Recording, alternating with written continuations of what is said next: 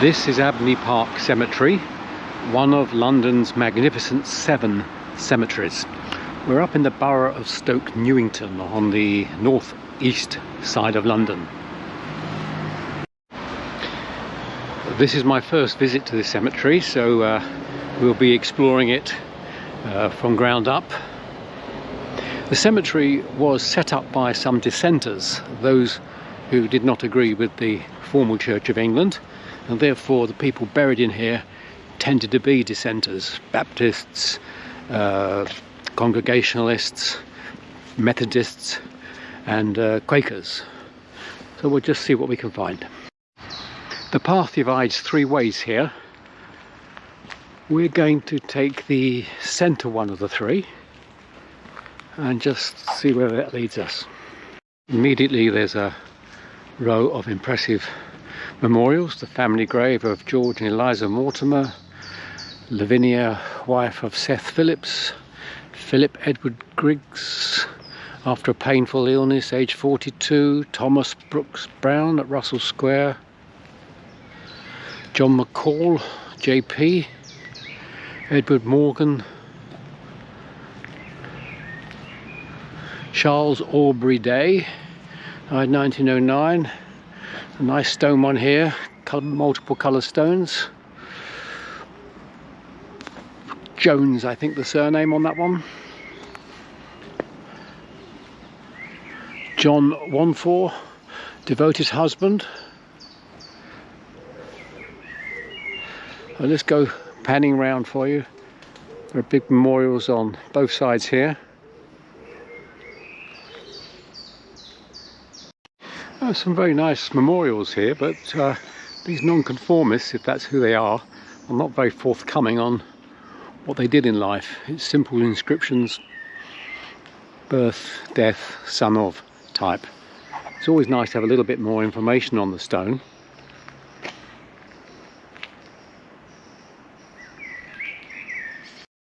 As we walk up here, we're looking at the front row of stones, but there are rows upon rows behind, mostly inaccessible, although there are a few tracks in there. We may try exploring some a little later. And quite elaborate stones here. Here we've got details are on a shield, and then we've got an open book, and then we've got an angel or some such figure at the top. This is Catherine Smithies. It simply says nothing about her. Obviously wealthy. Henry John Verris. Or Harris, that's better.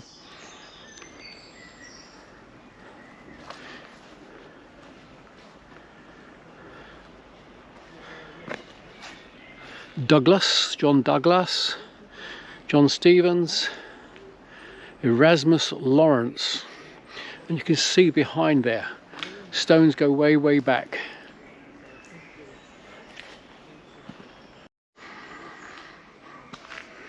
Here, right on the front edge, is one of the Commonwealth graves. H.J.A. Brashear, Northamptonshire Regiment, 1915, age 35. And just in front of all these rather older memorials. One here for Johann Gerard Tiarx, 35 years minister of the German Reformed Church, Hooper Square. A little further up is the statue to Isaac Watts, who was the driving force behind this cemetery for the nonconformists. Isaac Watts was particularly famous for having written around 750 hymns, which I understand many are still sung today. You can see here how these graves go back and back through the graveyard. There is actually a track here. Maybe we'll try following that for a short distance and see what's through here. Popular spot, I guess, being close to Isaac Watts. We've got Mary Capper here. To watch my feet here, it's quite slippery. And there's broken stone on the ground here. We're going right into the depths of the stones now, and they're just as far as the eye can see. And who knows what interesting people are buried amongst here, this lot. We've just come round and have a look here. Typically Richard Tressilian, son of Edmund James and Catherine, also of Arthur Penryn. Across here is Maria Howlett, aged 39 years, and it is just endless. Some lovely memorial stones. One here with a detailed inscription, difficult to get to. John Pye Smith, author of the Scripture Testimony to the Messiah, of Scripture and Geology, of a Latin grammar and other works. For 50 years tutor of the Old College Homerton. For 45 years minister of the Old Gravel Pit Independence Church in the same place. And a bit more about him. And again, amongst all these older stones, we have a Commonwealth Graves Memorial. D. Thorpe, Royal Air Force, 1918, aged 36. Well, the Royal Air Force was only formed, I believe, that year. Before that it was the Royal Flying Corps. So he was a pioneer of flying. Just take you back a little bit just to show you typically what sort of stones he's amongst. George Bick Larkins, 1894, and his dear mother Caroline Rebecca Eve Larkins, and hundreds of other memorials. It's interesting how these war graves are tucked away amongst, oh, we'll get down here, amongst all the other stones. Here, amongst a lot of older stones, is C.T.A. Gaze, Royal Army Service Corps, 1919, aged 49. And all around him, this is the Gaze family stone behind, Thomas Gaze. And a multitude of other stones which are very well overgrown with ivy. Interesting, more modern one here. Eric D. Walrond, author of Tropic Death, 1898 to 1966. There's a memorial here to the people who died through enemy action in the Second World War in the borough of Stoke Newington. Presumably, I'm guessing that these were victims of bombing rather than soldiers. Possibly the saddest thing on here is just down here, the bottom below Wilson, 9 persons unidentified. But it actually gives the roads in which these people died. The biggest one by far is Coronation Avenue, 13th of October 1940, when there are a lot of names. So that's a memorial to the civilian casualties in Stoke Newington in World War II. A poignant one here, tucked away behind a tree, in loving memory of dear little Bernard, 2.5 years. Here we have James Braidwood, for 23 years superintendent of the London Fire Engine Establishment. Born in Edinburgh in 1800, he was killed whilst courageously performing his duty at the Great Fire. I seem to remember that he was organising the fire and one of the big walls fell upon him. Yeah, I think that's the chap.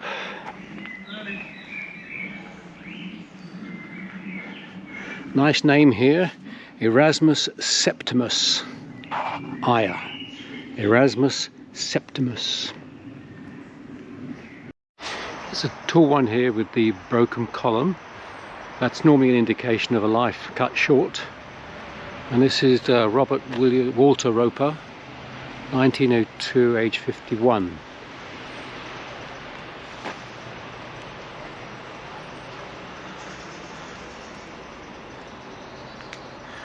Mary Hannah Page, first headmistress of the Skinner's Company School for Girls.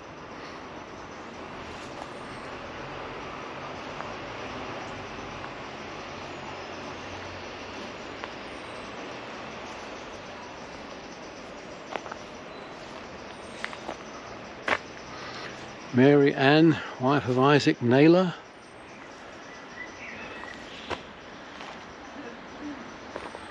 And around this side is a whole cluster of large stones. Benjamin Wheat.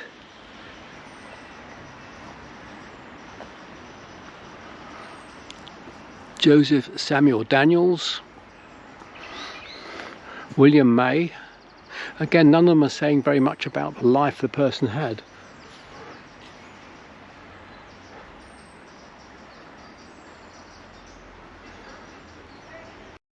A tall column here with a very clear name on it. Thomas Binney, born at Newcastle, 1798.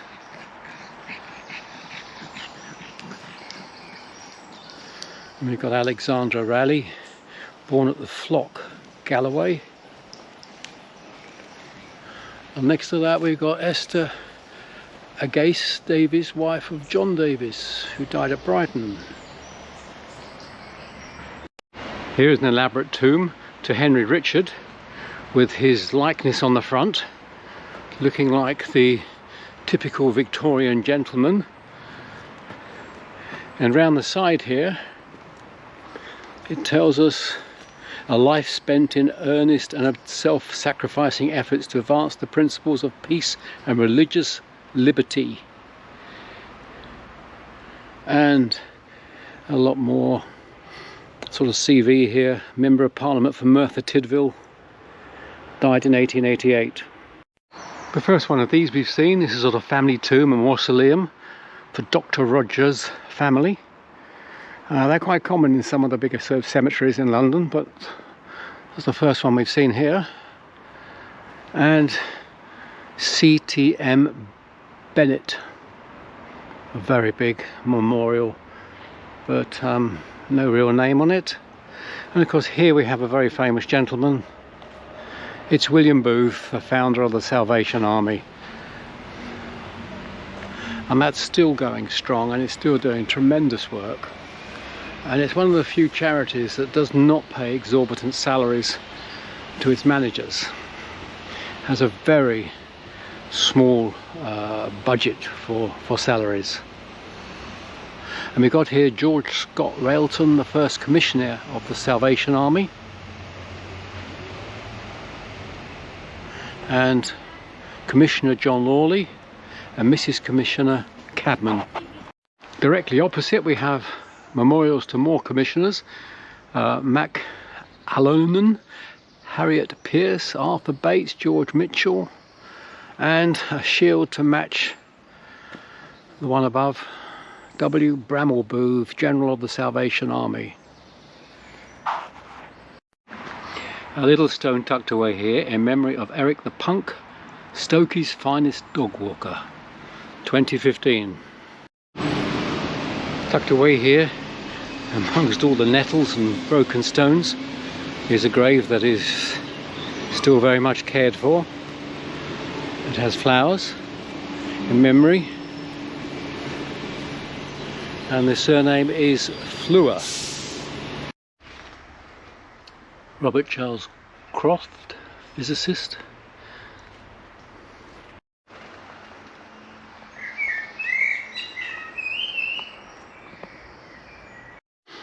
So life was hard in those days, in loving memory of our children.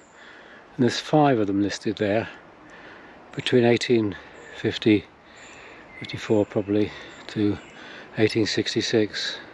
5 children in one family who died.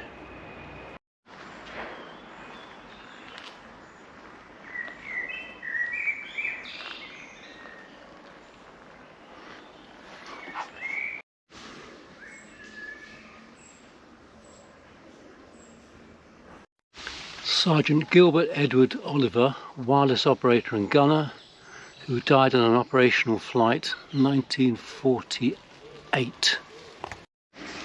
Second one down here is Sapper Henry Charles King of the Royal Engineers, He died in the service of his country, 1915.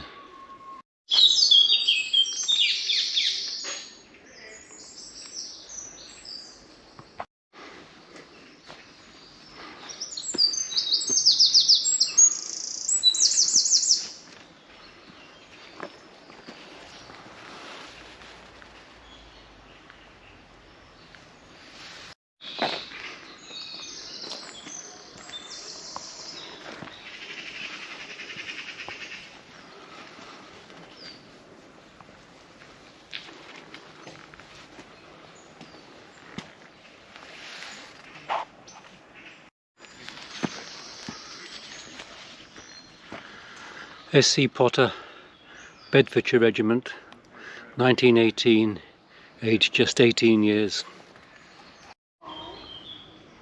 Here's one of two brothers who died in World War I. James William, Royal Navy, died of wounds, aged 34. Harry Robert in the merchant service was torpedoed at sea on SS Bahrain in 1917.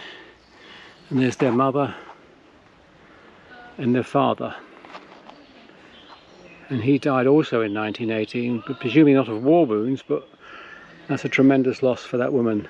2 sons and a husband, all within 3 years. There's a stone here to the Methverns. John Methvern, member of the Civil Engineers, and down the bottom David Methvern, engineer, Imperial Gas Works, died 1858.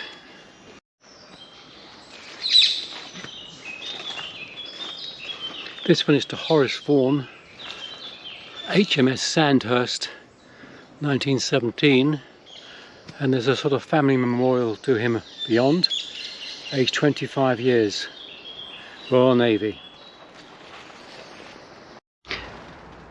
An elaborately carved memorial here. Violet Jessie Mann, returning to India with her husband, their son in England, fell ill at sea, diabetes. Died at the International Hospital in Naples. Mr. Samuel Bateman, a very old inhabitant of St. Leonard in Shoreditch. He was 72 years old.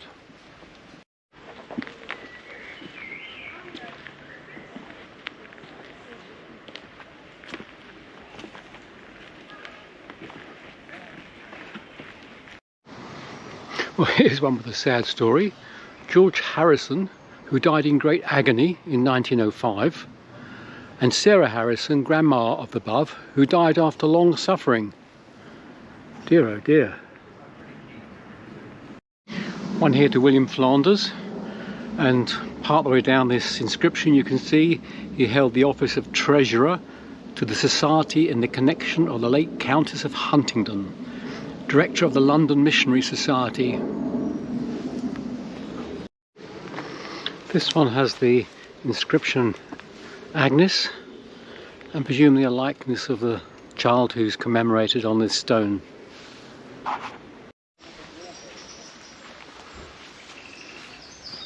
E. Bennett, 1917, not St. Derby Regiment. If you're looking for a grave to help you with your family history, here's one. There's the parents and the daughter, grandson, eldest son, wife of, great-granddaughter, all the dates and all the ages all the way down. Hidden back amongst the bushes is a stone that's now falling badly. Joseph Joyce, aged 42 years, late police sergeant of the Criminal Investigation Department, who lost his life while arresting a thief at Charing Cross Road in 1892. Although mortally wounded by 2 revolver shots, he gallantly hailed and struggled with his prisoner until assistance arrived. It's quite a story there.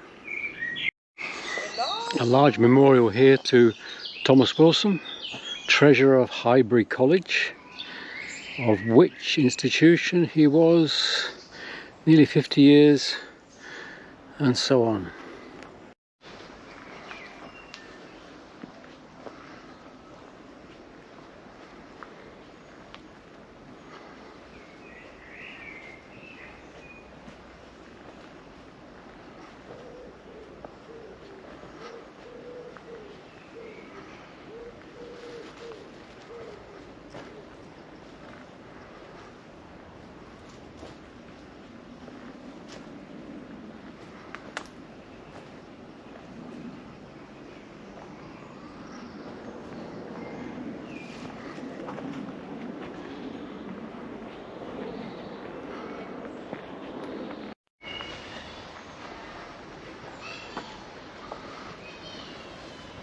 Coming back now to where we started our walk, and it's been a delightful cemetery, very peaceful, lots of time for reflection, lots of interesting memorials, although it's a shame more of them didn't have details of the person's life. And I thoroughly recommend a visit here. Until the next time then.